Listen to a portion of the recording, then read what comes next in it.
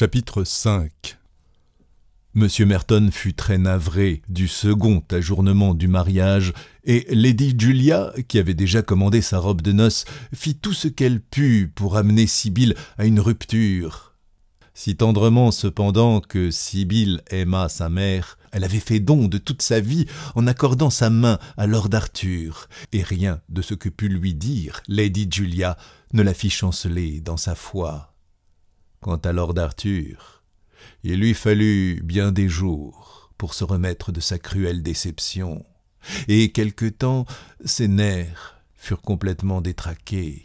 Pourtant son excellent bon sens se ressaisit bientôt, et son esprit sain et pratique ne lui permit pas d'hésiter longtemps sur la conduite à tenir. Puisque le poison avait fait une faillite si complète, la chose qu'il convenait d'employer était la dynamite ou tout autre genre d'explosif.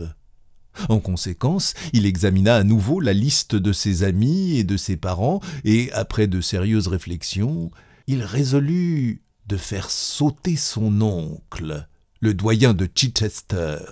Le doyen, qui était un homme de beaucoup de culture et de savoir, raffolait des horloges. Il avait une merveilleuse collection d'appareils à mesurer le temps qui s'étendait depuis le XVe siècle jusqu'à nos jours. Il parut à Lord Arthur que ce dada du bon doyen lui fournissait une excellente occasion de mener à bien ses plans. Mais se procurer une machine explosive était naturellement un tout autre problème. Le London Directory ne lui donnait aucun renseignement à ce sujet, et il pensa qu'il lui serait de peu d'utilité d'aller aux informations à Scotland Yard. Là, on n'est jamais informé des faits et gestes du parti de la dynamite qu'après qu'une explosion a eu lieu, et encore, n'en sait-on jamais bien long là-dessus. Soudain, il pensa à son ami Rouvaloff, jeune russe de tendance très révolutionnaire, qu'il avait rencontré l'hiver précédent chez Lady Windermere. Le comte Rouvaloff passait pour écrire une vie de Pierre le Grand. Il était venu en Angleterre sous prétexte d'y étudier les documents relatifs au séjour du tsar dans ce pays en qualité de charpentier de marine, mais généralement on le soupçonnait d'être un agent nihiliste, et il n'y avait nul doute que l'ambassade russe ne voyait pas d'un bon œil sa présence à Londres. Lord Arthur pensa que c'était là tout à fait l'homme qui convenait à ses desseins, et un matin il poussa jusqu'à son logement à Bloomsbury pour lui demander son avis et son concours. « Voilà donc que vous songez à vous occuper sérieusement de politique, » dit le comte Rouvaloff, quand Lord Arthur lui eut exposé l'objet de sa démarche. Mais Lord Arthur, qui haïssait les fanfaronnades de quelque genre que ce fût, se crut obligé de lui expliquer que les questions sociales n'avaient pas le moindre intérêt pour lui et qu'il avait besoin d'un exploseur dans une affaire purement familiale et qui ne concernait que lui-même. Le comte Rouvaloff le considéra quelques instants avec surprise. Puis, voyant qu'il était tout à fait sérieux, il écrivit une adresse sur un morceau de papier, signa de ses initiales et le tendit à Lord Arthur à travers la table. « Scotland Yard donnerait gros pour connaître cette adresse, mon cher ami. »« Ils ne l'auront pas !» cria Lord Arthur en éclatant de rire. Et, après avoir chaleureusement secoué la main du jeune russe, il se précipita en bas de l'escalier, regarda le papier et dit à son cocher de le conduire à Saw Square. Là, il le congédia et suivit Greek Street jusqu'à ce qu'il arrivât à une place que l'on appelle Bales Court. Il passa sous le viaduc et se trouva dans un curieux cul-de-sac qui paraissait occupé par une buanderie française. D'une maison à l'autre, tout un réseau de cordes s'allongeait, chargé de linge, et dans l'air du matin, il y avait une ondulation de toile blanche. Lord Arthur alla droit au bout de ce séchoir et frappa une petite maison verte. Après quelque attente, durant laquelle toutes les fenêtres de la cour se peuplèrent de têtes qui paraissaient et disparaissaient, la porte fut ouverte par un étranger d'allure assez rude qui lui demanda en très mauvais anglais ce qu'il désirait. Lord Arthur lui tendit le papier que lui avait donné le comte Rouvaloff. Sitôt qu'il le vit, l'homme s'inclina et engagea Lord Arthur à pénétrer dans une très petite salle au rez-de-chaussée en façade. Peu d'instants après, Herr Winkelkopf, comme on l'appelait en Angleterre, fit en hâte son entrée dans la salle, une serviette souillée de taches de vin à son cou et une fourchette à la main gauche. « Le comte Rouvaloff, dit Lord Arthur en s'inclinant, m'a donné une introduction près de vous, et je suis très désireux d'avoir avec vous un court entretien pour une question d'affaires. Je m'appelle Smith, Robert Smith, et j'ai besoin que vous me fournissiez une horloge explosive. »« Enchanté de vous recevoir, Lord Arthur, » répliqua le malicieux petit Allemand en éclatant de rire. « Mais ne me regardez donc pas d'un air si alarmé. C'est mon devoir de connaître tout le monde, et je me souviens de vous avoir vu un soir chez Lady Windermere. J'espère que sa grâce est bien portante. Voulez-vous venir vous asseoir à côté de moi, tandis que je finis de déjeuner ?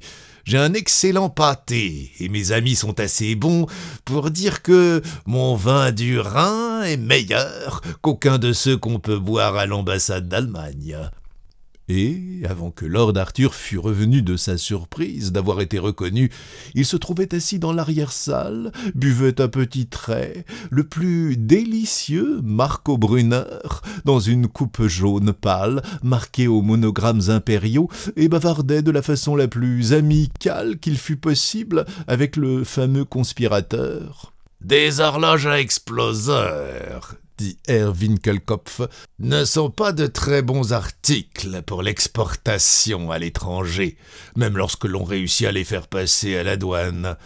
Le service des trains est si irrégulier que, d'ordinaire, elles explosent avant d'être arrivées à destination.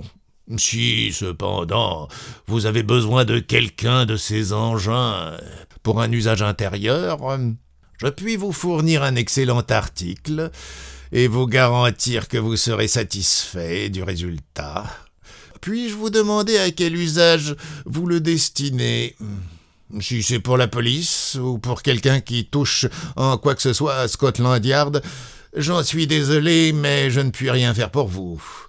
Les détectives anglais sont vraiment nos meilleurs amis. J'ai toujours constaté qu'en tenant compte de leur stupidité, nous pouvons faire absolument tout ce que nous voulons. Je ne voudrais toucher à un cheveu de la tête d'aucun d'eux. « Je vous assure, repartit Lord Arthur, que cela n'a rien à faire avec la police. En réalité, le mouvement d'horlogerie est destiné au doyen de Chichester. »« Hélas, hélas, je n'avais nulle idée que vous soyez si prononcé en matière de religion, Lord Arthur. Les jeunes gens d'aujourd'hui ne s'échauffent guère là-dessus. »« Je crois que vous me prisez trop, Herr Winkelkopf, dit Lord Arthur en rougissant. Le fait est que je suis absolument ignorant en théologie. »« Alors, c'est une affaire tout à fait personnelle ? » ?»« Tout à fait. » Herr Winkelkopf haussa les épaules et quitta la salle.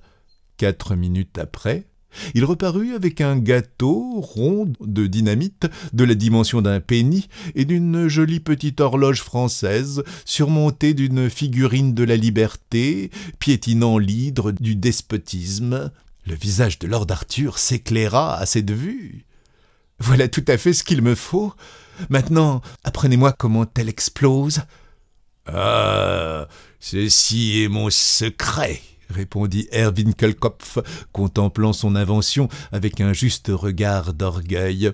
« Dites-moi seulement quand vous désirez qu'elle explose, et je réglerai le mécanisme pour leur indiquer. »« Bon, aujourd'hui c'est mardi, et si vous pouvez me l'expédier tout de suite ?»« C'est impossible. J'ai un tas de travaux, une besogne très importante pour certains amis de Moscou. »« Oh, il sera encore temps si elle est remise demain soir ou jeudi matin. Quant au moment de l'explosion, fixons-la à vendredi à midi. » À cette heure-là, le doyen est toujours à la maison.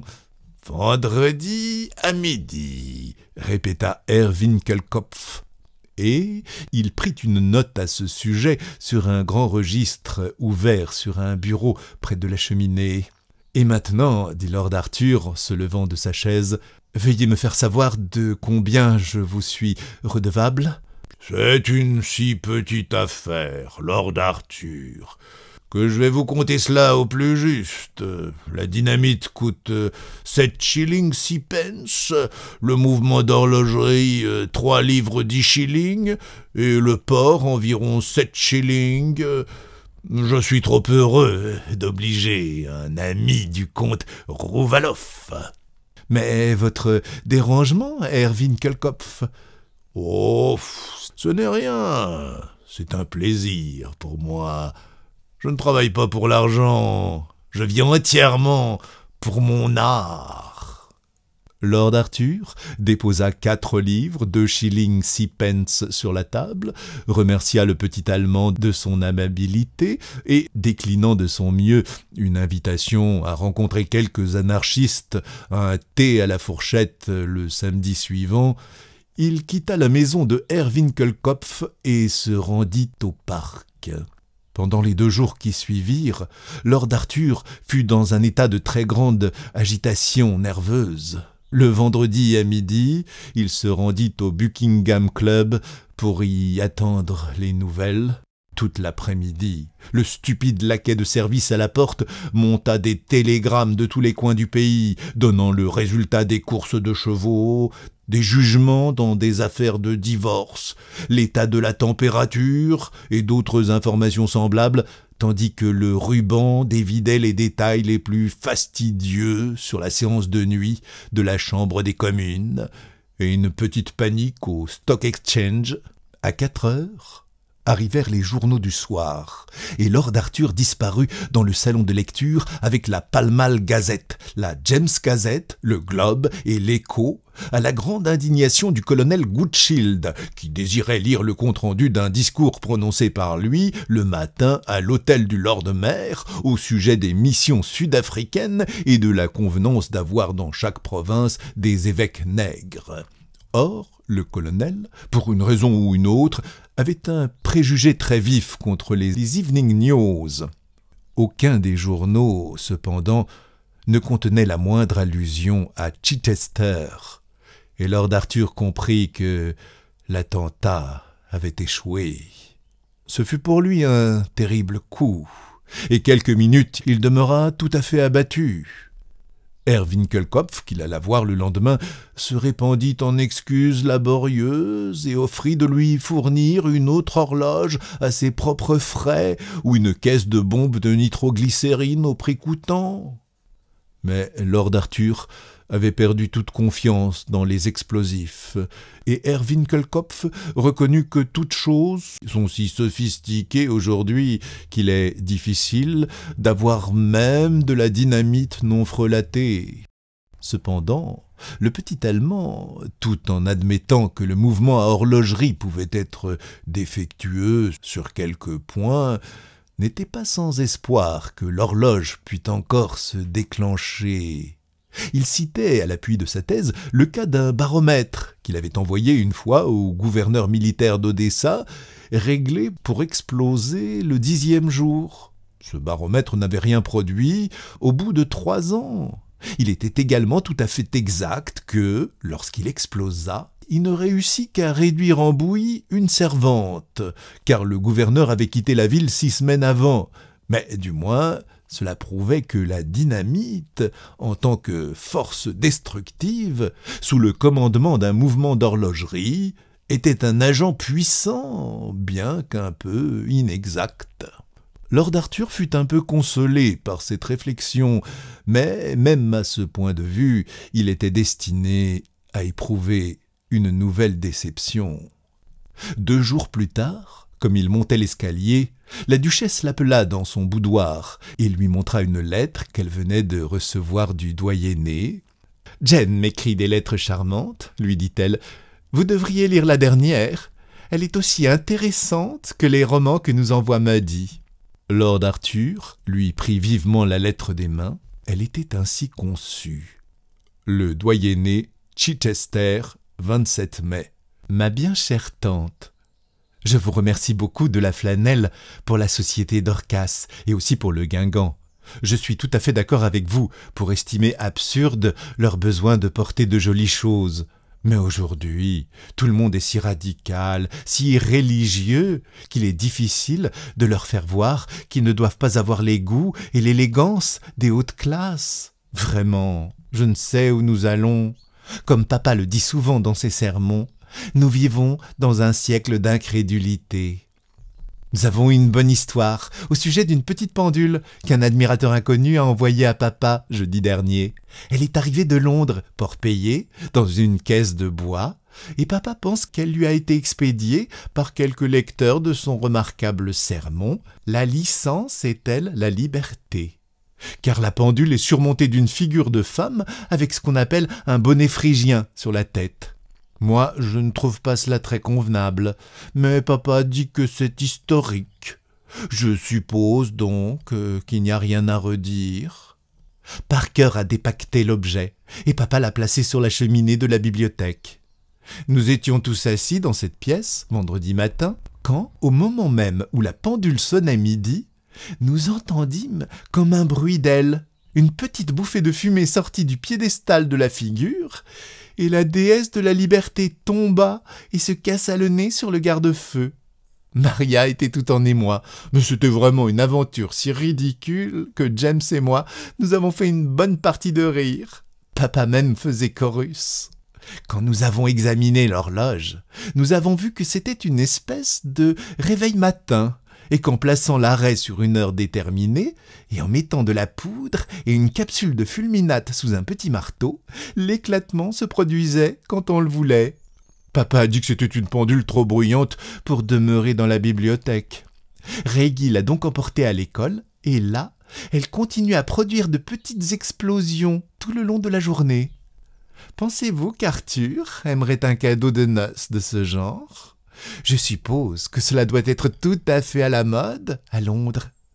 Papa dit que ces horloges sont propres à faire du bien, car elles montrent que la liberté n'est pas durable et que son règne doit finir par une chute. Papa dit que la liberté a été inventée au temps de la Révolution française. Cela semble épouvantable. Je vais aller tout à l'heure chez les Dorcas, et je leur lirai votre lettre si instructive. Combien est vrai, ma tante, votre idée, qu'avec leur rang dans la vie, ils voudraient porter ce qui ne leur sied pas. Je dois dire que leur souci du costume est absurde quand ils ont tant d'autres graves soucis dans ce monde et dans l'autre. Je suis bien heureuse que votre popeline à fleurs aille si bien et que votre dentelle ne soit pas déchirée. Mercredi, je porterai chez l'évêque le satin jaune dont vous m'avez si gracieusement fait don, et je crois qu'il fera le meilleur effet. Avez-vous des nœuds ou non? Jennings dit que maintenant, tout le monde porte des nœuds et que les chemisettes se font à jabot. Reggie vient d'avoir une nouvelle explosion. Papa a ordonné de transporter l'horloge à l'écurie. Je ne crois pas que papa l'apprécie autant qu'au premier moment, bien qu'il soit très flatté d'avoir reçu un présent si gentil et si ingénieux. Cela prouve qu'on lit ses sermons et qu'on en tire profit.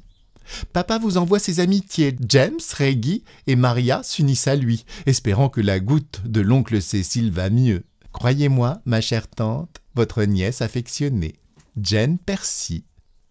PS, répondez-moi au sujet des nœuds. Jennings soutient avec insistance qu'ils sont à la mode. Lord Arthur regarda la lettre d'un air si sérieux et si malheureux que la duchesse éclata de rire. « Mon cher Arthur, lui déclara-t-elle, je ne vous montrerai plus une lettre de jeune fille. Mais que dire de cette pendule? Cela me semble une invention vraiment curieuse, et j'aimerais d'en avoir une semblable. » « Je n'ai pas grande confiance dans ces horloges, dit Lord Arthur, avec son sourire triste. Et, après avoir embrassé sa mère, il quitta la pièce. En arrivant au haut de l'escalier, il se jeta sur un fauteuil et ses yeux se remplirent de larmes. Il avait fait de son mieux pour commettre le meurtre, mais en 2 occasions, Ses tentatives avaient échoué, et cela sans qu'il y eût de sa faute. Il avait essayé de faire son devoir, mais il semblait que la destinée le trahissait. Il était accablé par le sentiment de la stérilité des bonnes intentions, de l'inutilité des efforts pour une belle action. Peut-être eût-il mieux valu rompre le mariage. Sibylle aurait souffert, c'est vrai, mais la souffrance ne ruine pas un caractère aussi noble que le sien. Quant à lui, qu'importait? Il y a toujours quelque guerre où un homme peut se faire tuer, quelque cause à laquelle un homme peut donner sa vie. Et si la vie n'avait pas de plaisir pour lui, la mort ne l'effrayait pas. Que la destinée ourdisse son sort à sa guise, et ne ferait rien pour la conjurer. À 7h30 passées, il s'habilla et se rendit au club. Sir Bitton y était, avec une société de jeunes gens, et Lord Arthur fut obligé de dîner avec eux. Leur conversation banale, leur lazzi oiseux ne l'intéressaient pas, et, sitôt que le café fut servi, il les quitta, inventant le prétexte d'un rendez-vous pour expliquer sa retraite.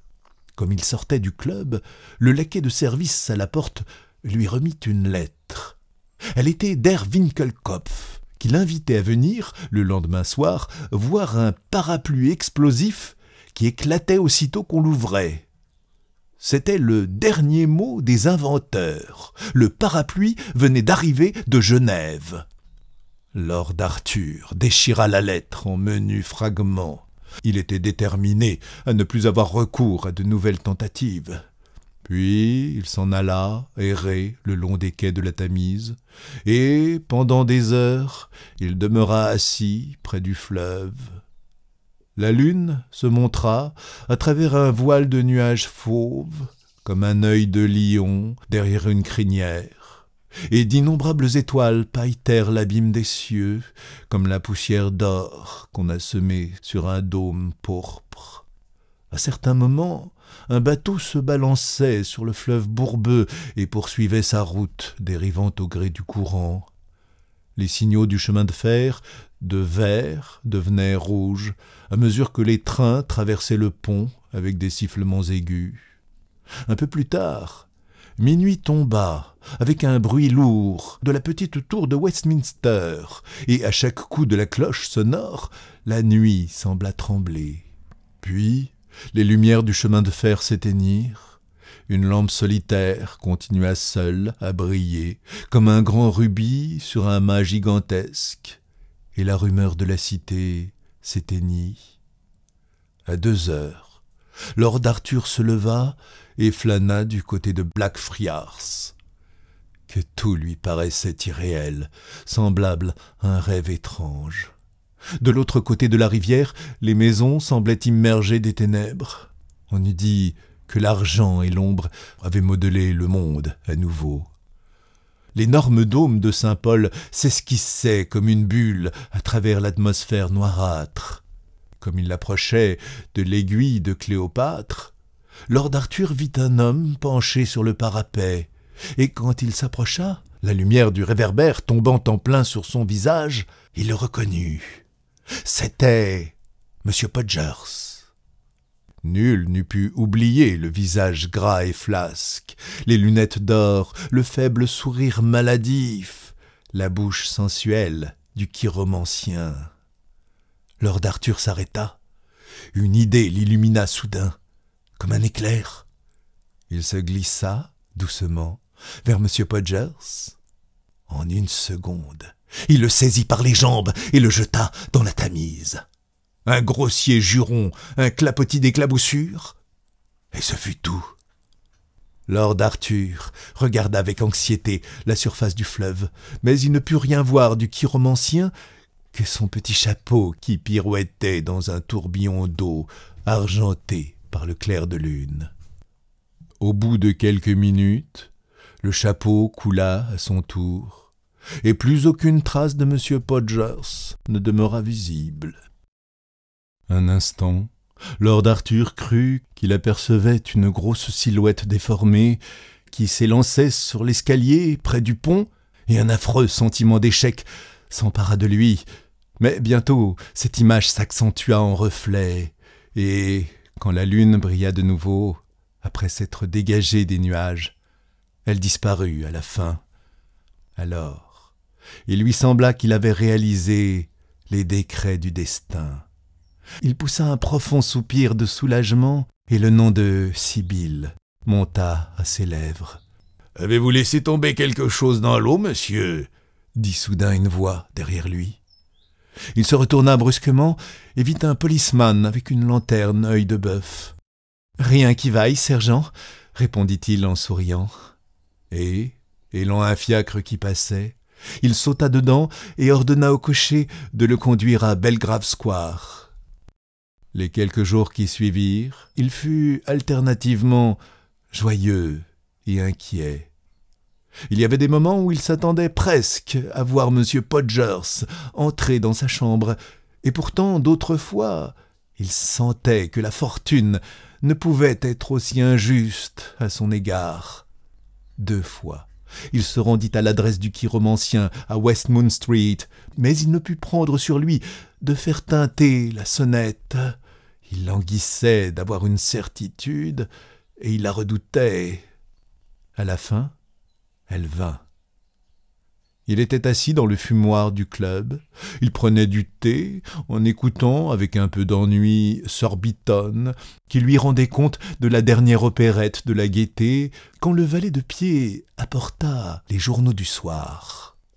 Il prit la Gazette de Saint-James et il en feuilletait les pages d'un air distrait, quand ce titre singulier frappa ses yeux. « Suicide d'un chiromancien ». Il devint pâle d'émotion et se mit à lire.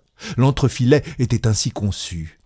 Hier matin, à 7 heures, le corps de M. Septimus R. Podgers, le célèbre chiromancien, a été rejeté sur le rivage à Greenwich, en face du Ship Hotel. Le malheureux gentleman avait disparu depuis quelques jours, et les milieux de la chiromancie éprouvaient de grandes inquiétudes à son égard. On suppose qu'il s'est suicidé sous l'influence d'un dérangement momentané de ses facultés mentales causé par le surmenage, et le jury du coroner a rendu à cet effet un verdict conforme cet après-midi. M. Podgers venait de terminer un traité complet relatif à la main humaine. Cet ouvrage sera prochainement publié et soulèvera sans nul doute beaucoup de curiosité. Le défunt avait 65 ans et ne paraît pas laisser de famille. Lord Arthur s'élança hors du club, le journal à la main, au grand ahurissement du laquais chargé de la conciergerie qui essaya vainement de l'arrêter. Il courut droit à Park Lane. Sibylle, qui était à sa fenêtre, le vit arriver et quelque chose lui dit qu'il apportait de bonnes nouvelles. Elle courut à sa rencontre et, quand elle regarda son visage, elle comprit que tout allait bien. « Ma chère Sibylle !» s'écria Lord Arthur. « Marions-nous demain ?»« Jeune fou ! Et le gâteau nuptial qui n'est même pas commandé !» répliqua Sibylle en riant au milieu de ses larmes.